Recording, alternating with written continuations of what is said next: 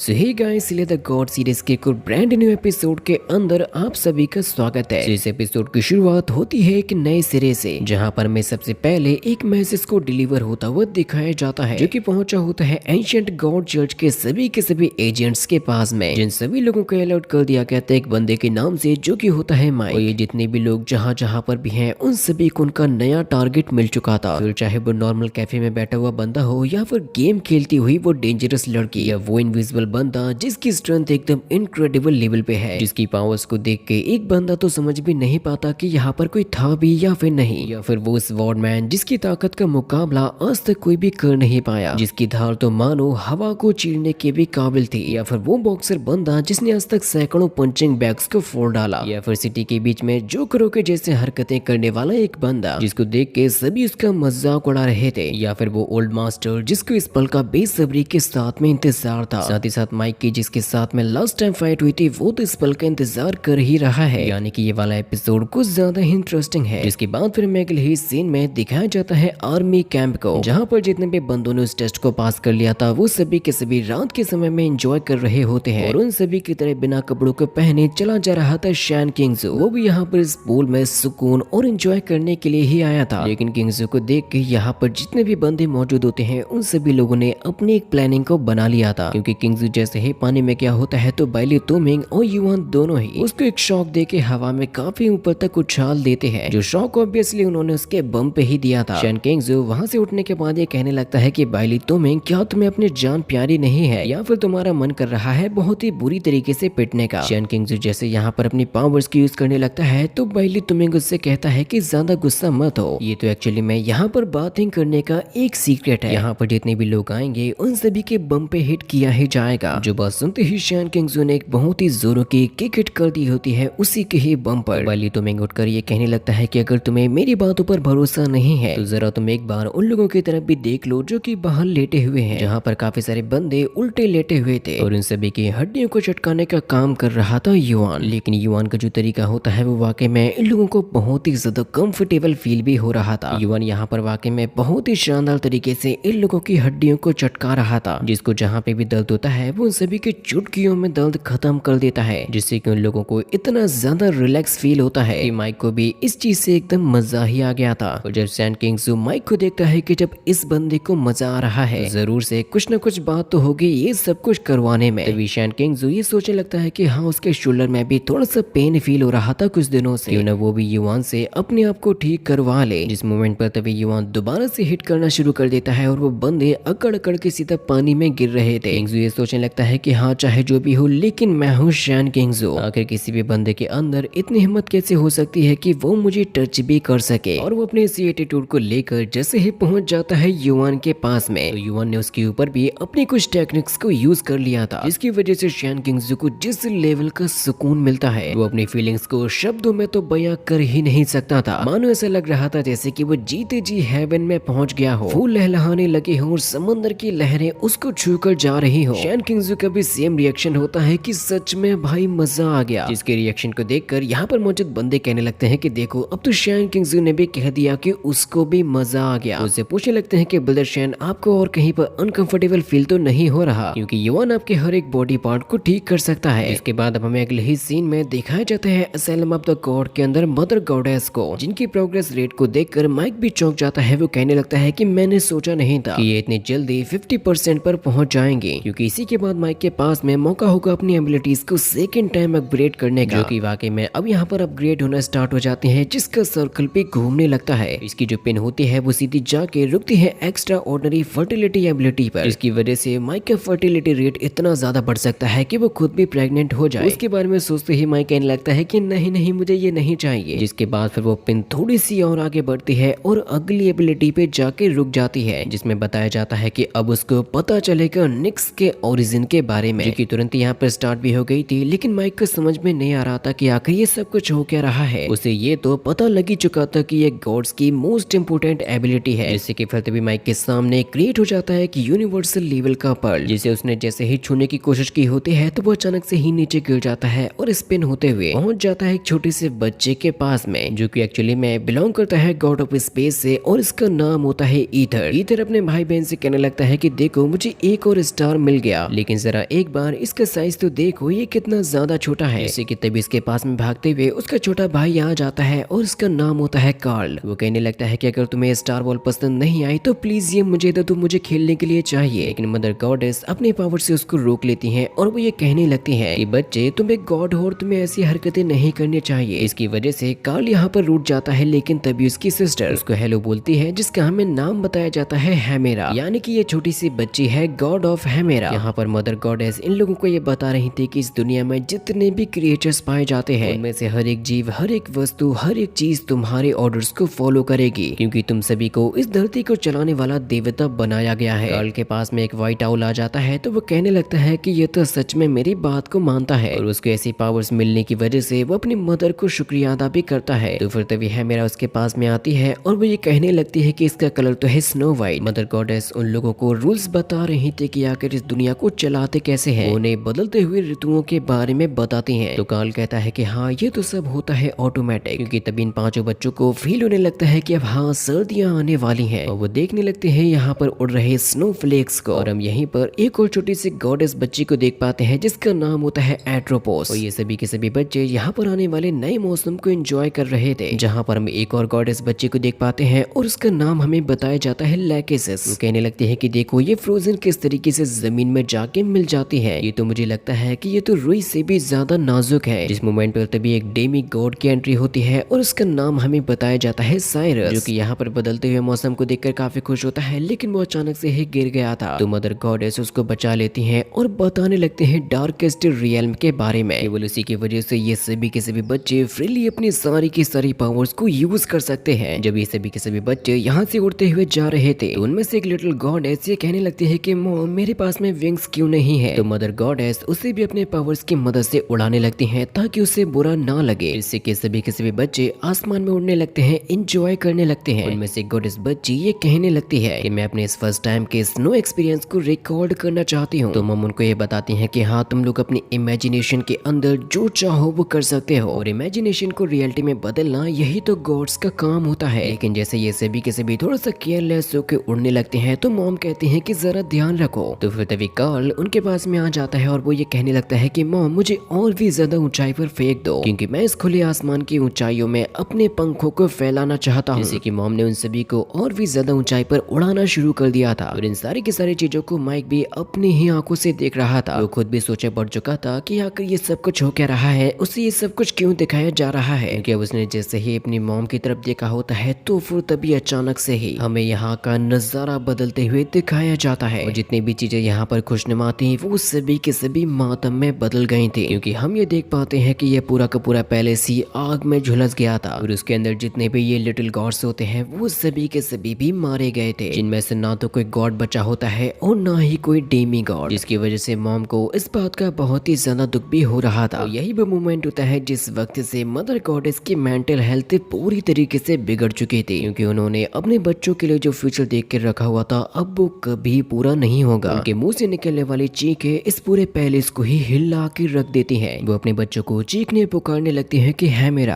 Karl, मेरे बच्चों, आखिर ये क्या हो गया तुम लोगों को। और ये जो नजारा माइक अपनी आंखों से देख रहा था वो तुरंत ही समझ जाता है कि यही तो वो रीजन है जिसकी वजह से गॉडेस निक्स की मेंटल हेल्थ पूरी तरीके से बिगड़ चुकी थी। लेकिन उनके ठीक होते ही उनकी यादें भी वापस आने लगती हैं। मॉम कह रहे थे कि ईथर, साइरस, आखिर कहाँ गए तुम लोग। उनके पास में बचा हुआ होता है उनका केवल एक ही बेटा जो कि होता है दानादूस यानी कि माइक। कहने लगती है कि बेटे, केवल अब तुम ही मेरे पास में बचे हो जिसे मैं कभी भी खोना नहीं चाहती। तो माइक कहने लगता है कि मदर, मुझे बताइए आखिर मैं आपके लिए क्या कर सकता हूँ, जो भी मुझसे कहेगी मैं वो सब कुछ करने के लिए तैयार हूँ। तो मदर गॉडेस बताती है कि तुम्हें कुछ नहीं, तुम्हें लेना है केवल और केवल बदला, लेकिन अभी उसके लिए सही समय नहीं आया है। और माइक फाइनली पूरी तरीके से जान चुका होता है मदर गॉडेस के पास्ट के बारे में, इसीलिए वो उनसे कहता है कि चलिए क्यों ना हम लोग थोड़ी सी वॉक के लिए चले। लेकिन मदर गॉडेस तभी अचानक से ही वहाँ से गायब हो जाती है। लेकिन वो तो एक्चुअली में माइक को ले जा चुकी होती है शेरिफ माइकल के किंगडम में। वो कहते हैं दानादूस, ये तुम्हारे गॉड का किंगडम है। जो सुनते ही माइक कहता है कि ये तो काफी ज्यादा इंटरेस्टिंग चीज है, क्योंकि माइक तो यहाँ पर एक्चुअली में आ चुका होता है रियल वर्ल्ड के अंदर। मॉम कहते हैं कि हाँ, ये रियल वर्ल्ड यानी कि पृथ्वी ही है। माइक उनसे पूछता है कि मॉम बताइए आपको आखिर बाहर आके कैसा लग रहा है। मॉम कहते हैं कि हाँ, अच्छा तो लग रहा है, लेकिन मुझे घर जैसी फील नहीं आ रही है। लेकिन अब क्योंकि ये पूरा का पूरा किंगडम है मेरे बेटे दानादूस का, तो फिर ये चाहे कैसा भी हो मुझे ये पसंद आया। जो बात सुनकर माइक थोड़ा सा खुश होता है और वो उनसे ये कहने लगता है कि मॉम अभी मैं चाहकर भी अपने ट्रेनिंग कैंप को छोड़ नहीं सकता। अगर ऐसा हो पाता तो मैं आपको ये सारी की सारी जगह भी अच्छे से घुमा देता। यहाँ पर एक टाउन है जहाँ पर आपको बहुत ही ज्यादा इंटरेस्टिंग चीजें देखने को मिलेंगी। मॉम कहने लगते हैं कि ये तो असल में है तुम्हारे ही गॉड का किंगडम। तो फिर मुझे समझ नहीं आ रहा कि आखिर तुम ही वहाँ पर क्यों नहीं जा सकते। अगर तुम जाना चाहते हो तो जाओ, आखिर तुम्हें किसने रोका है। आज की रात में तुम जहाँ पर चाहो मैं तुम्हें वहाँ पर ले जा सकती हूँ मेरे बच्चे। और इसको असल में कहते हैं स्टेरी नाइट, यानी कि एक ऐसी टेक्निक जिसकी मदद से इस दुनिया के किसी भी छोर पर जाया जा सकता है। लेकिन वो जैसे ही माइक को यहाँ से ले गई होती है तो इसके बारे में तुरंत ये एहसास हो जाता है चीफ युवान को। उन्हें तुरंत ही पता लग जाता है कि यहाँ पर जरूर से आसपास कहीं पर तो है कोई गॉड, लेकिन उन्हें तो अपनी आंखों पर यकीन ही नहीं होता कि आखिर ऐसा हो भी कैसे सकता है। इसके आगे की अमेजिंग स्टोरी हम लोग नेक्स्ट पार्ट में देखेंगे जो कि बहुत ही जल्द आ जाएगा।